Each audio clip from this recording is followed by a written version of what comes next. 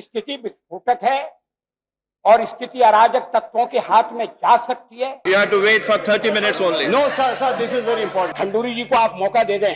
Now react and react quickly. अध्यक्ष महोदय, हिमालय में चिंगारियां उड़ रही हैं। मैं प्रधानमंत्री से जानना चाहता हूं कि अब आप किस वजह से रुके हुए हैं? बड़ी संख्या में वहाँ पूर्व सैनिक रहते हैं, वो गंभीर आग में बदल सकती हैं। सीमा से लगा हुआ प्रदेश है। बोले लीजिए ना, क्या आपकी उसमें रुचि नहीं है? इतना बड़ा इलाका है, सेपरेट सूबा उसको बना देना चाहिए था, लेकिन केंद्र फैसले नहीं करता। Sir, I request that I may please kindly be heard. उनके विरोध में हम सदन का त्याग कर रहे हैं। इसमें हम आपको दो वीडियो दिखाएंगे।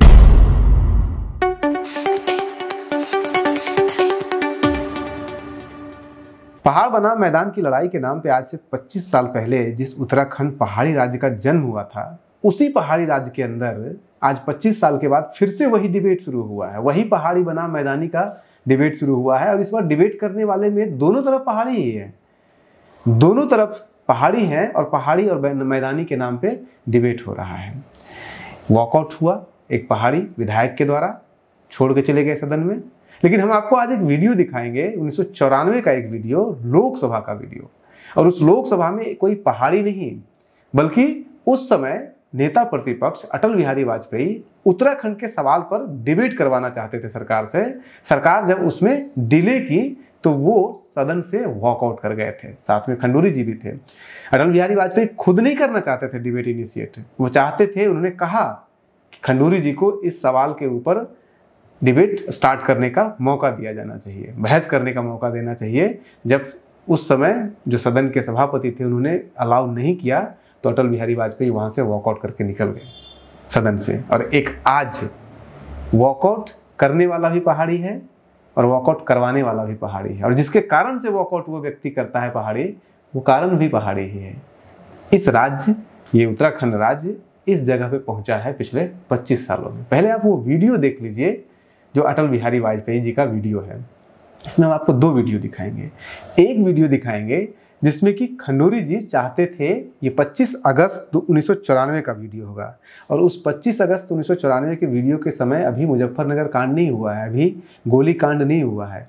उसके पहले ही अटल बिहारी वाजपेयी से लेकर के जो बिहार के नेता थे शरद यादव, उन्होंने भी इस सवाल पे बोला और सभी लोग इसकी शंका व्यक्त कर रहे थे कि हिमालय के अंदर आग लगी हुई है, वहाँ पे स्थिति विस्फोटक है।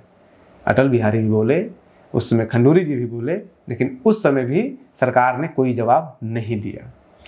उसके बाद फिर जो दूसरा वीडियो आपको हम दिखाएंगे, वो दूसरा वीडियो होगा जब मुजफ्फरपुर की घटना हो चुकी है और ये 7 दिसंबर की होगी। अक्टूबर में घटना घटती है, विंटर सेशन शुरू होता है दिसंबर में, और 7 दिसंबर को खंडूरी जी चाहते हैं, डीसी खंडूरी, भुवन चंद्र खंडूरी, जो कि बाद में चल करके उत्तराखंड के मुख्यमंत्री भी बनते हैं, वो चाहते हैं कि सरकार अलाउ करे सदन के अंदर उत्तराखंड के सवाल पर बहस करने के लिए। लेकिन जो सभापति थे वो उसको बार बार डिले कर रहे हैं। जैसे ही वो डिले करेंगे उसके बाद फिर अटल बिहारी वाजपेयी जी वॉकआउट कर जाते हैं। आप दोनों पहले वीडियो देख लीजिए। Therefore, now I recommend to the central government that they should at least now react and react quickly. Otherwise, the things will continue to be.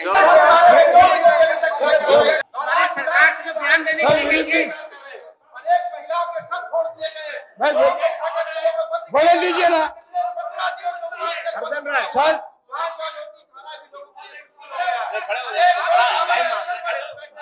it is not fair. क्या हो रहा sir? Is it permissible? Kandoria ji, no, Mr. Kandoria ji, Mr. Kandoria, his name was called. एक minute हम लोगों को मौका दिया जाना चाहिए। उत्तेजना है और वो उत्तेजना अकारण नहीं है। उत्तर प्रदेश के पहाड़ी जिलों में एक आंदोलन चल रहा है, हड़ताल है, कामकाज ठप है, यहां तक कि सरकारी कर्मचारी भी काम नहीं कर पा रहे। और ये स्थिति पैदा हुई है उत्तर प्रदेश सरकार की एक नीति को लेकर। वो नीति आरक्षण से संबंधित है। सभी दल आरक्षण के पक्ष में है, सभी दल आरक्षण के समर्थक हैं, लेकिन उत्तरांचल की विशेष परिस्थिति में कौन से कदम उठाए जाएं, इस पर विचार बहुत आवश्यक है। उत्तर प्रदेश की असेंबली ने कल फिर प्रस्ताव पास किया है कि पृथक उत्तरांचल का निर्माण होना चाहिए, अलग राज्य बनना चाहिए। जब हमारा वहां बहुमत था, हमारी सरकार थी, तब भी हमने प्रस्ताव पास करके केंद्र के पास भेजा था, लेकिन केंद्र फैसले नहीं करता, मामला लटकाए रखता है। और आज हालत यह है कि कांग्रेस पार्टी भी उत्तर प्रदेश की विधानसभा में जो नीति है उसकी आलोचना कर रही है, उसका विरोध कर रही है, आलोचना भी कर रही है और सरकार को समर्थन भी दे रही है, और यहां चुप्पी साध कर बैठे। स्थिति विस्फोटक है और स्थिति अराजक तत्वों के हाथ में जा सकती है। इसलिए कल अध्यक्ष महोदय सत्र समाप्त होने वाला है। उत्तरांचल की बिगड़ती हुई स्थिति के बारे में आप सरकार को निर्देश दें कि वो एक वक्तव्य दें और जिससे सदस्यों का समाधान हो सके, संतोष हो सके। मामला ये बहुत गंभीर है। ये जो उत्तरांचल में आंदोलन चला हुआ है, ये उनकी बरसों की पुरानी, इतना बड़ा इलाका है, सेपरेट सूबा उसको बना देना चाहिए था। और ये जो आरक्षण के नाम पर जो उनका गुस्सा फूटा, अकेला इसका मामला नहीं। आरक्षण को टुकड़ों टुकड़ों में नहीं बांटा जा सकता, ये सिद्धांत सूबे का होता। लेकिन उत्तरांचल के लोगों की ये मांग जो सेपरेट स्टेट की है, यदि कर दी गई होती तो आरक्षण का भी सिद्धांत वहां ठीक से लागू होता और इस सिद्धांत में बिगाड़ नहीं पैदा होता। मैं आपसे कहना चाहता हूं कि जब आपके पास दोनों सरकारों से, भारतीय जनता पार्टी की सरकार थी और आज ये सरकार, कांग्रेस सरकार ने 2 बार ये बात जो है वो यहां प्रस्ताव पास करके भेजा और वहां के लोग लगातार सब तरह आजादी से लेकर सब चीजों में हिंदुस्तान के एक बड़े हिस्से रहे हैं, पूरे देश भर में वो काम करते हैं। यानी वहां के लोगों का एक भावनात्मक है कि वो सेपरेट किया जाए। Sir, I request that I may please kindly be heard. Sir, it's a very important issue and it's been dragged on for a very long time. I request you, sir, to kindly just give me a few minutes, sir. Yeah, just to wait for. Right, sir. You have to wait for 30 minutes only. No, sir, this is very important. Sir, it is the importance. Sir, ऐसा है, उत्तरांचल का प्रस्ताव जो आज यहाँ पर जिसके बारे में बात करना चाहता हूँ, इसके 2 मुख्य उद्देश्य हैं। देखिए, उत्तर प्रदेश का पृथक प्रदेश का मामला केंद्र सरकार के पास पिछले 3.5 साल से पड़ा हुआ है। सर्वसम्मति से प्रस्ताव 12 अगस्त 91 को केंद्र के पास एक सरकार ने भेज दिया था। केंद्र सरकार ने हमसे यहाँ पर अध्यक्ष जी 7.5 घंटे बहस हुई थी और माननीय मुफ्ती साहब ने कहा था कि हम इसके ऊपर तुरंत निर्णय लेंगे जब दूसरी सरकार से ये प्रस्ताव आएगा। आज दूसरी सरकार से भी अगस्त 92 में दूसरी सरकार से भी ये प्रस्ताव आ गया आपके पास। मैं प्रधानमंत्री से जानना चाहता हूं कि अब आप किस वजह से रुके हुए हैं? मिस्टर खंडूरी, सर्वसम्मति से जो दो विधानसभाओं ने दिया है। Mr. Khanduri, I will allow you to make this statement immediately after the question hour is over, so that other members also can participate. अध्यक्ष महोदय, सामान्यतया प्रश्नकाल होना चाहिए, लेकिन कभी कभी ऐसी परिस्थिति पैदा हो सकती है कि जब प्रश्नकाल को स्थगित करने की मांग हो, और इसीलिए नियमों को बनाने वालों ने इसके लिए नियम की व्यवस्था की है। अब हम चाहते हैं कि उत्तरांचल के मामले में, विशेषकर गांधी जयंती की पूर्व संध्या पर उत्तरांचल से दिल्ली आने वाली महिलाओं के साथ मुजफ्फरनगर में जो जातियां हुई,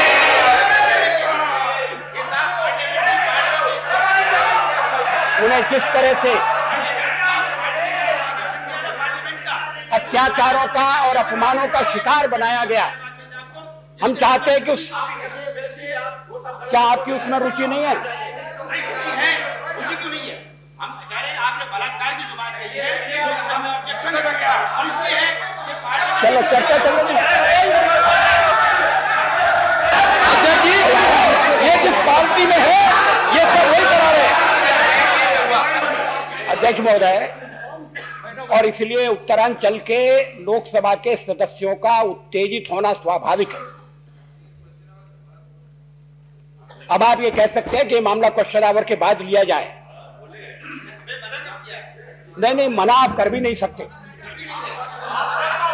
अगर अध्यक्ष चाहे तो मना कर सकते हैं, लेकिन आप भी मना नहीं करेंगे। सार्वजनिक महत्व का विषय है, महिलाओं के सम्मान से संबंधित सवाल है। हम उत्तर प्रदेश की सारी घटनाओं का इस समय उल्लेख नहीं कर रहे हैं। उत्तर प्रदेश में ये हमारे मित्र एक बलात्कार पर आपत्ति कर रहे हैं।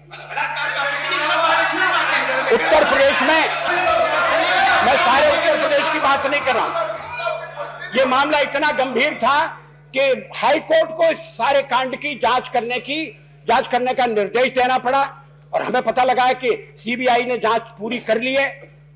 सरकार के पास उसके बारे में तथ्य होना चाहिए। ये अध्यक्ष महोदय, हिमालय में चिंगारियां उड़ रही हैं, वो गंभीर आग में बदल सकती हैं। सीमा से लगा हुआ प्रदेश है, बड़ी संख्या में वहां पूर्व सैनिक रहते हैं, और अगर उन्हें अपमानित किया जाएगा, उनके घर की महिलाओं के साथ अच्छा व्यवहार नहीं होगा, तो उत्तरांचल का मामला तो अपनी जगह रह जाएगा, एक विकट परिस्थिति पैदा हो जाएगी। इसलिए हम चाहते थे कि नियमों को शिथिल कर दें। वैसे भी ज्यादा समय नहीं बचा है, और खंडूरी जी को आप मौका दे दें।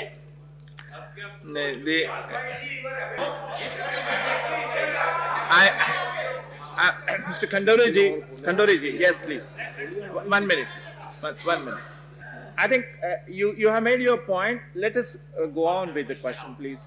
That would be helpful to you also. Uttaranchal में जो कुछ हुआ है, महिलाओं के साथ जितनी जातियां हुई हैं, उनके विरोध में हम सदन का त्याग कर रहे हैं।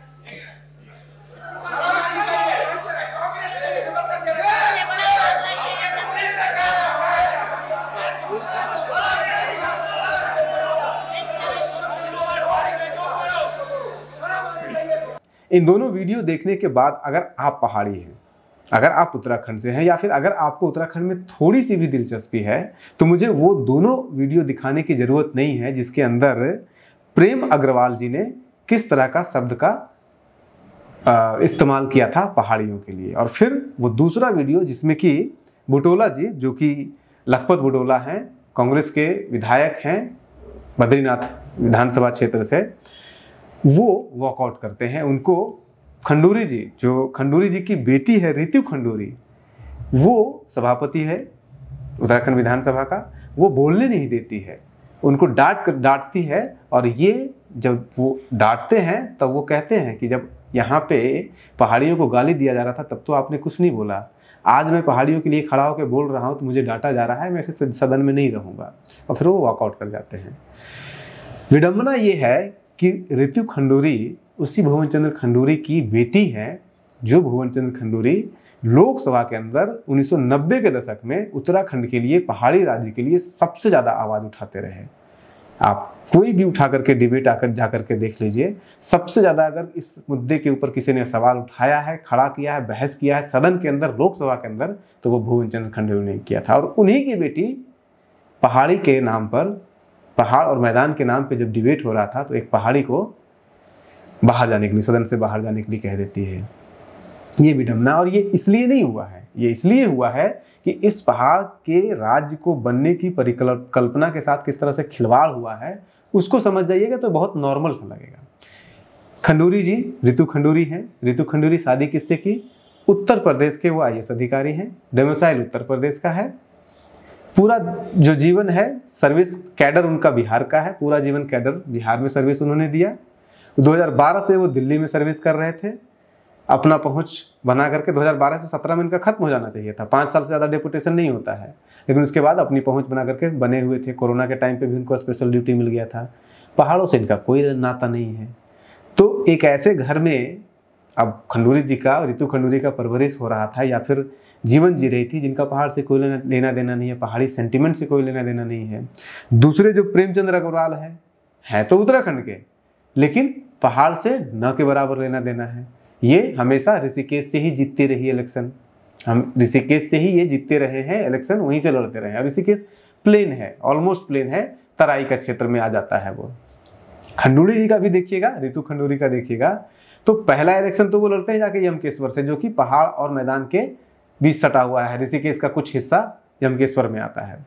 लेकिन जैसे ही उनको मौका मिलता है, थोड़े से पावरफुल होते हैं, वो चले जाते हैं प्लेन में लड़ने के लिए। कहाँ? कोटद्वार। कोटद्वार वही जगह है जहाँ द्वार, जितने भी हरिद्वार जैसे है, कोटद्वार है तो पहाड़ों का द्वार कोटद्वार, पहाड़ों का द्वार हरिद्वार। तो जितने भी द्वार लगा हुआ होगा आपको उत्तराखंड में, वो सब द्वार होते हैं जो कि एंट्री पॉइंट होते हैं। तो वो कोटद्वार से इलेक्शन लड़ती हैं।